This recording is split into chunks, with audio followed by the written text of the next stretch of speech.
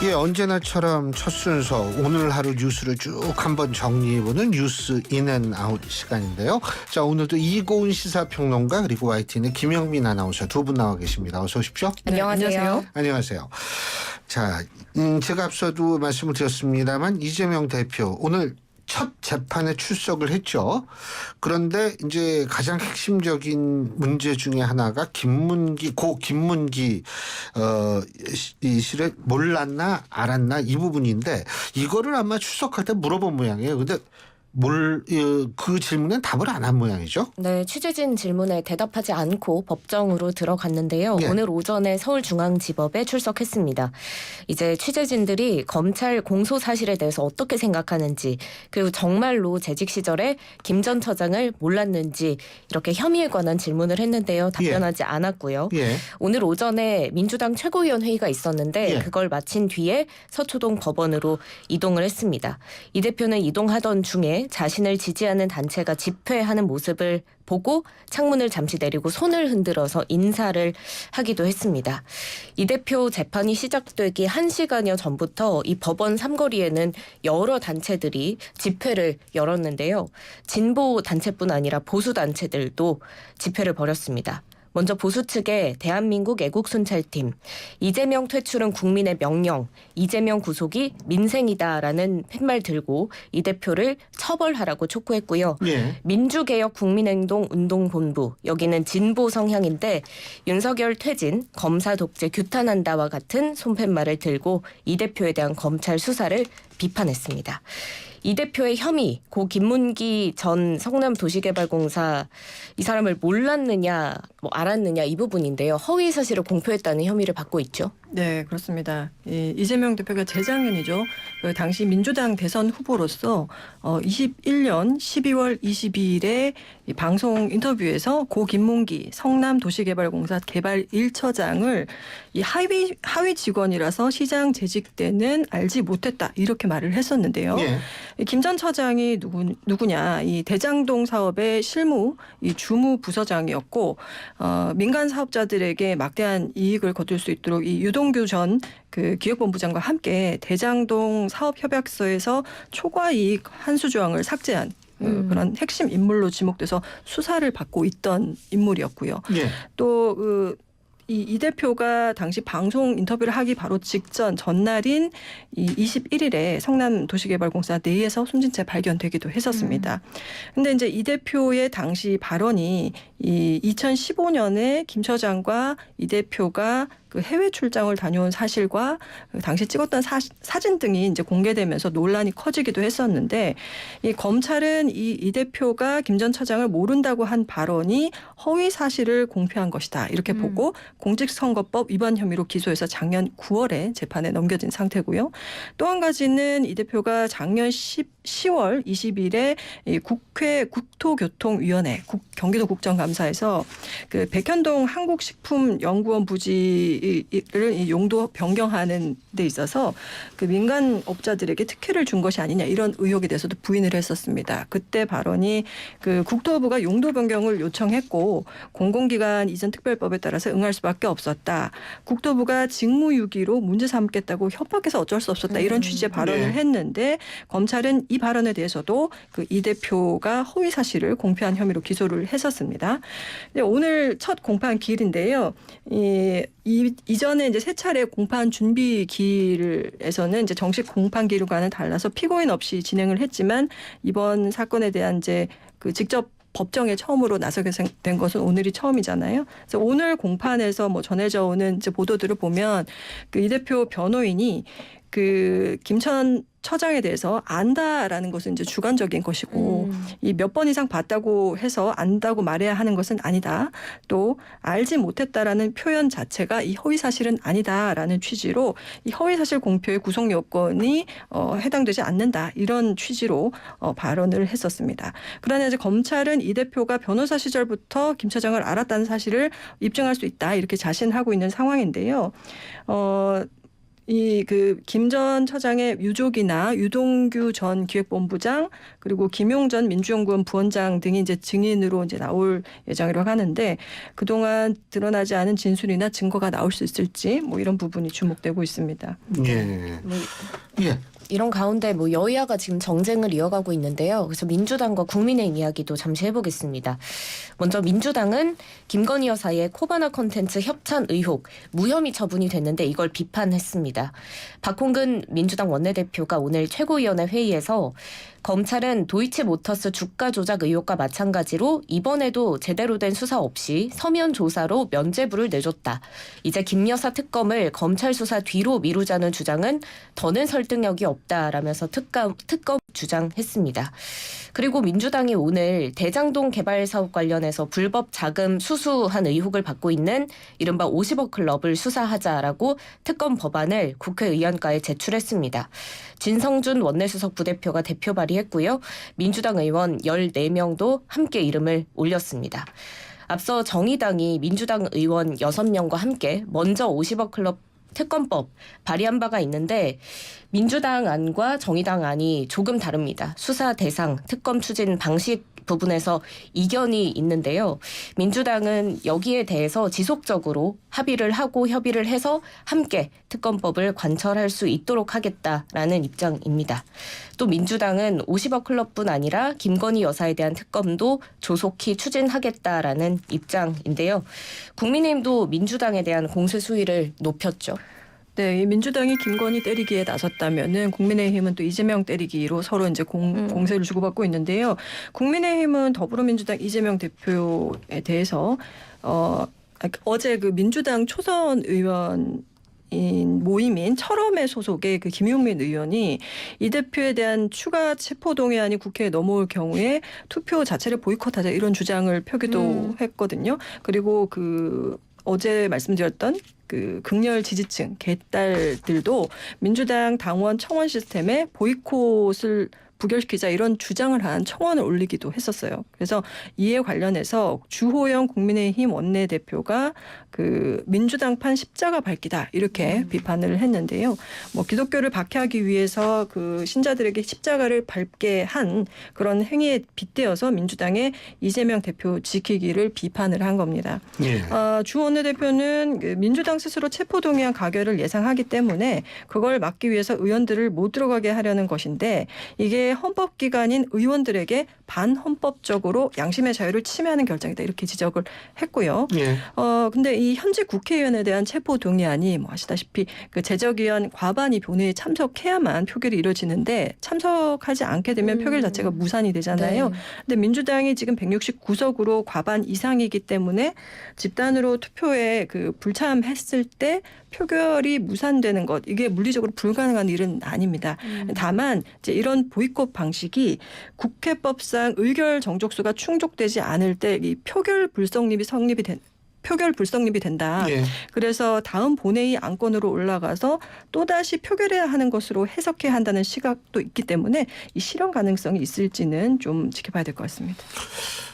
오늘 이재명 대표가 그 원래 재판에 출석해야 되는 시간보다 시간을 조금 조정해 달라고 재판부에 요청을 해서 좀 늦게 이 재판을 받으러 이제 입정을 한 것으로 알려지고 있는데 물론 이제 사실 그게 드문 경우는 아니래요. 드문 경우는 아니고 그런데 이제 그 이유가 이제 합당하면 그렇게 해주는데 조금 안타까운 거는 그 이제 이유가 최고위원 회의 때문에 이제 그렇다. 물론 최고위원 회의도 땡겨서는 했어요. 그 출석 때문에.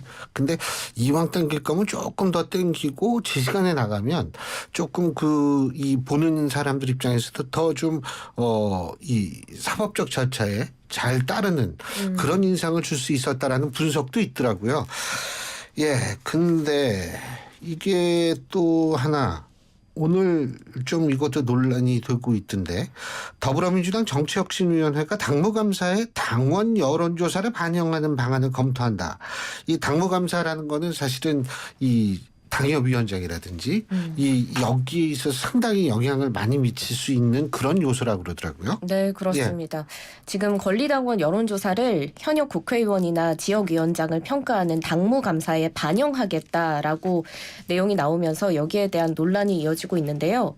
혁신위가 당무감사 평가 항목에 권리당원 여론조사를 새로 추가하는 내용의 내부 보고서를 작성을 한 겁니다. 예. 지금 현재 민주당의 전체 권리당원 120만 명 정도가 되는데 이 중에 상당수가 이재명 대표를 지지하는 강성 당원들로 추정됩니다. 뭐 일각에서는 50% 정도 된다라는 어. 분석도 있더라고요. 네. 맞는지 틀리는지 모르겠습니다만. 네, 그만큼 이제 정말 많은 포션을 차지하고 있는 건데 대선을 전후로 대거 입당했던 이른바 개딸, 개혁의 딸로 불리는 당원들입니다.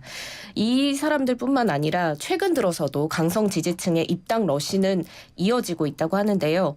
체포 동의안이 부결된 이후에 2월 27일부터 3월 1일까지 이 사흘 동안에만 14,000명이 넘게 입당했다고 합니다.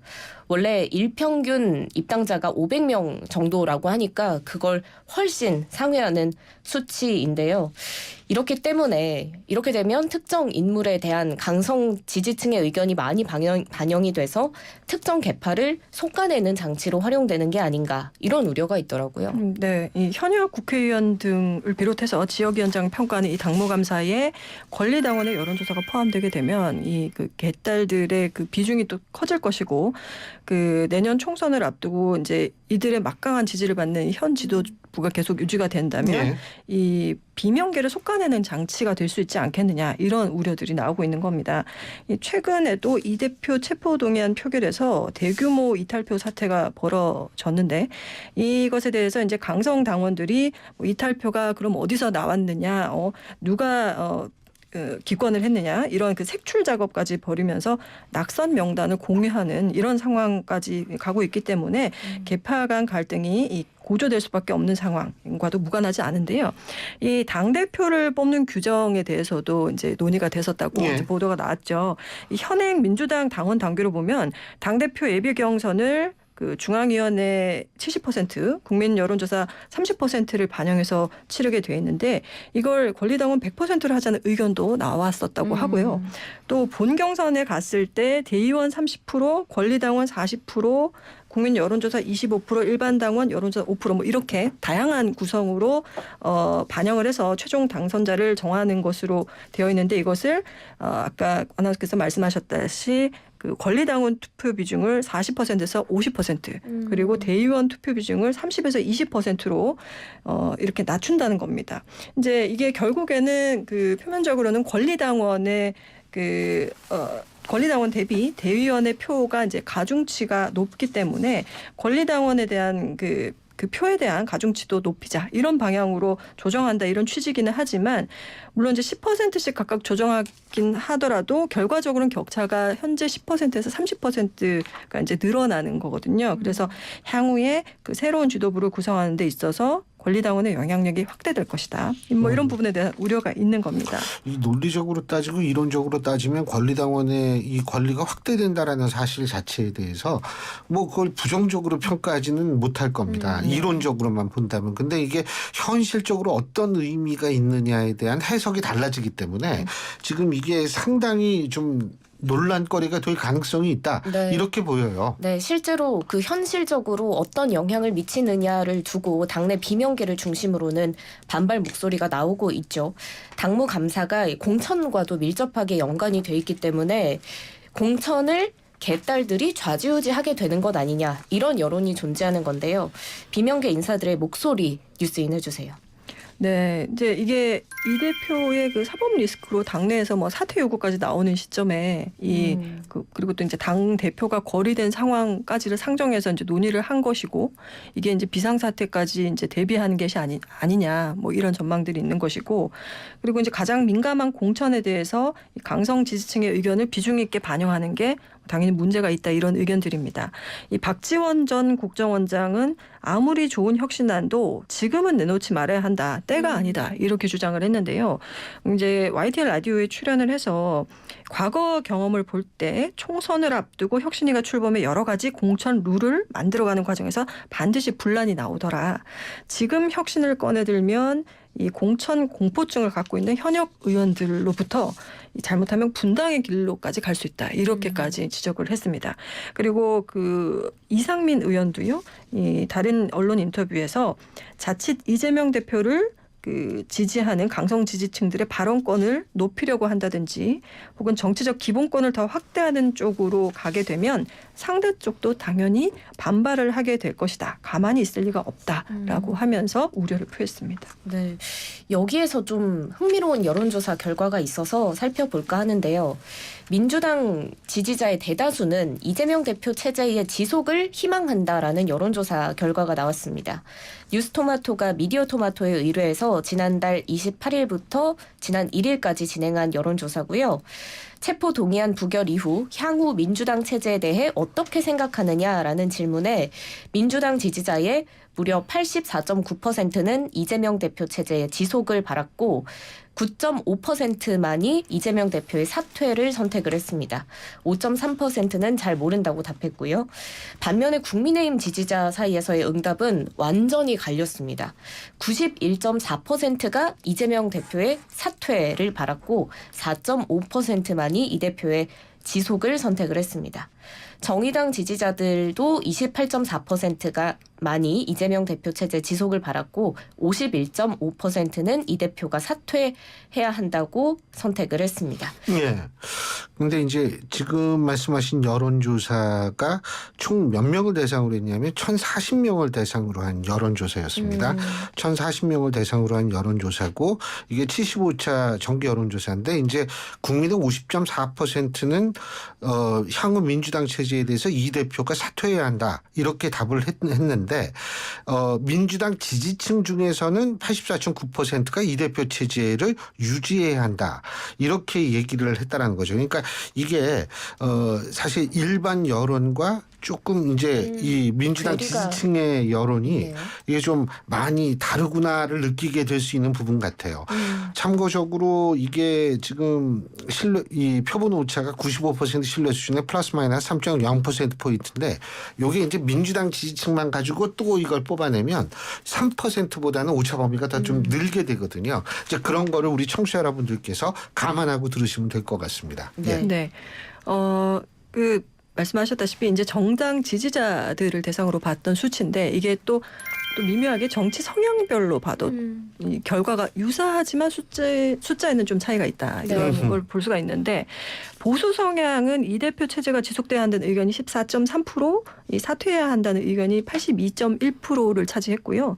진보 성향에서는 이 대표 체제가 지속돼야 한다 75.2%, 사퇴는 20.4%가 나왔습니다.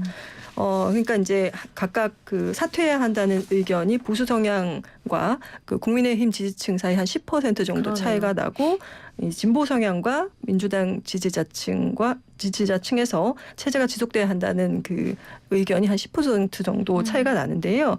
그러니까 이게 이런 수치를 보면은 정당 당원이나 정당 지지층처럼 이렇게 그 정치 고관여층의 경우에는 찬성과 반대 의견이 보다 강력하고 명확하게 나타난다라는 것을 좀 읽을 수 있을 것 같고요. 그래서 그 앞서 말씀드렸던 그 부분에서도 알 수 있듯이 한국 사회의 어떤 정치 팬덤 현상 이런 것들이 좀 수치로서도 조금 드러나는 게 아닌가 이런 생각이 듭니다. 근데 아주 흥미로운 게 있어요. 뭐냐면 김용남 전 의원이 이제 저희 프로그램하고 지난번에 인터뷰를 했을 때 뭐라고 그러냐면 사실 정치 공학적으로 본다면 국민의힘 입장에서 볼 땐 이재명 대표가 계속 대표직을 수행하는 것이 낫다 이렇게 얘기를 했거든요. 근데 지금 이고은 평론가께서 이렇게 말씀해 주신 그 수치를 보면 보수층에서는 김용남 전 의원이 얘기한 거하고 좀 반대로 생각하는 측면이 있는 것 같습니다. 재밌네요. 예. 자, 이거 28일 이 여론조사 2월 28일부터 3월 1일까지 2일간 실시한 여론조사입니다. 아까 표본 오차는 제가 말씀을 드렸고요. 응답률은 3.7%입니다. 자, 또 다른 여론조사 우리가 얘기를 해야 될 텐데 이거는 이 한국 갤럽의 정례 여론조사죠. 우리가 흔히 갤럽 리포트라고 얘기를 하는 한국 갤럽의 정례 여론조사인데 여기에서 윤 대통령 지지율 좀 약간 약간 변화가 있죠. 네, 약간 떨어졌습니다. 1%포인트 떨어졌고요. 36%의 지지율을 기록했다라는 여론조사 결과 오늘 발표됐습니다. 한국갤럽이 자체 조사했고요. 지난달 28일부터 지난 2일까지 진행한 조사입니다. 긍정평가는 36%, 부정평가는 55%로 각각 집계됐고 예. 직전 조사보다 긍정, 부정평가 모두 1%포인트씩 하락했습니다. 긍정평가의 가장 큰 이유로는 노조 대응이 21%를 차지했고요. 그 뒤를 이어서 공정, 정의, 원칙, 부정부패, 비리, 척결 등이 나왔습니다. 부정평가의 이유를 살펴보면 경제, 민생, 물가가 14%, 인사 10%, 외교 9% 등으로 나타났습니다. 갤럽은 이번 여론조사 결과를 어떻게 평가했냐면요. 부정평가에서 인사 문제가 급증한 게 정순신 국수본부장 임명과 취소의 영향이 컸던 것으로 보인다라고 분석을 했습니다. 오늘 저희가 말씀드리는 여론조사의 자세한 내용들은 모두 중앙선거 여론조사 심의위원회 홈페이지를 참조하시면 됩니다. 정당 지지도도 살펴볼 텐데 국민의힘과 민주당의 지지율 차이가 많이 벌어졌더라고요. 네. 예. 앞서 뭐 앵커께서도 말씀하셨지만 이 정당 지지도 국민의힘이 39%, 직전 조사보다 2%포인트 올랐고 더불어민주당은 좀 많이 떨어졌어요. 5%포인트 하락해서 29%가 각 당에 이제 10% 정도 차이가 나게 됐는데요. 이 양당 지지율 격차가 이렇게 두 자릿수로 벌어진 것, 그리고 민주당 지지도가 30% 아래로 떨어진 게 지난해 6월 말 이후에 이제 8개월 만의 일입니다. 아무래도 이 대표의 사법 리스크, 그리고 체포 동의안 표결에 대한 어떤 그 정치적인 충격이 반영된 것이 아닌가 이런 생각이 들고요.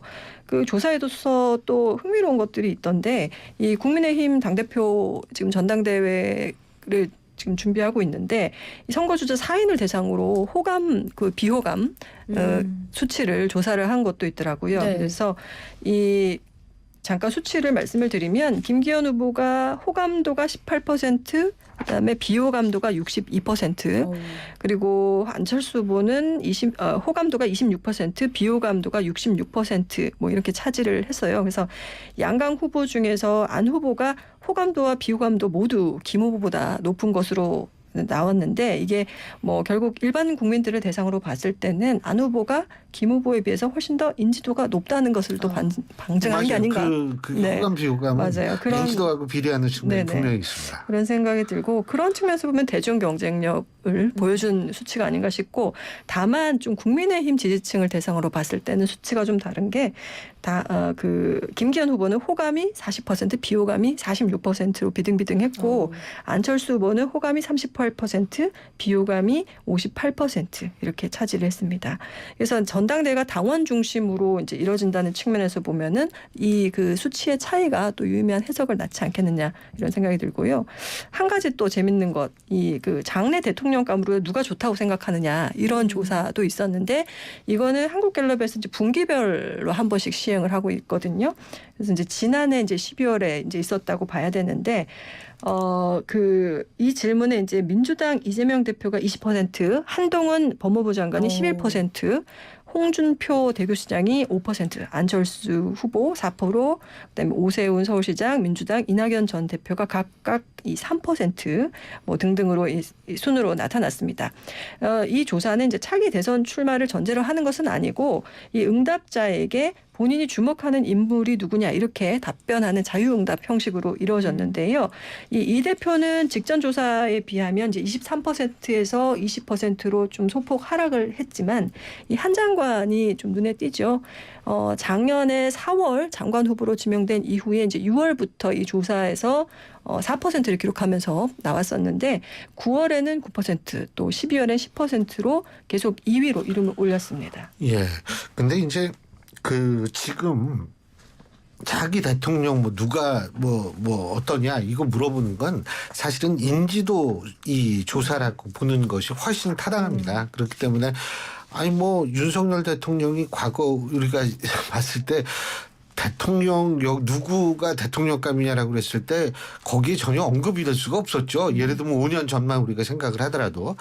그렇기 때문에 워낙 변수가 많은 게 우리나라 정치판이기 때문에 뭐 이거는 그냥 여러분들이 뭐 이렇구나라고 정도 생각하시면 될 것 같아요. 참고로 지금 말씀하신 여론조사는 한국갤럽이 2월 28일부터 3월 2일까지 조사한 것이고 전국 만 18세 이상 1,001명을 대상으로 조사한 것임을 말씀을 드립니다. 여기까지는 말씀을 해주셔야 돼요. 네. 예.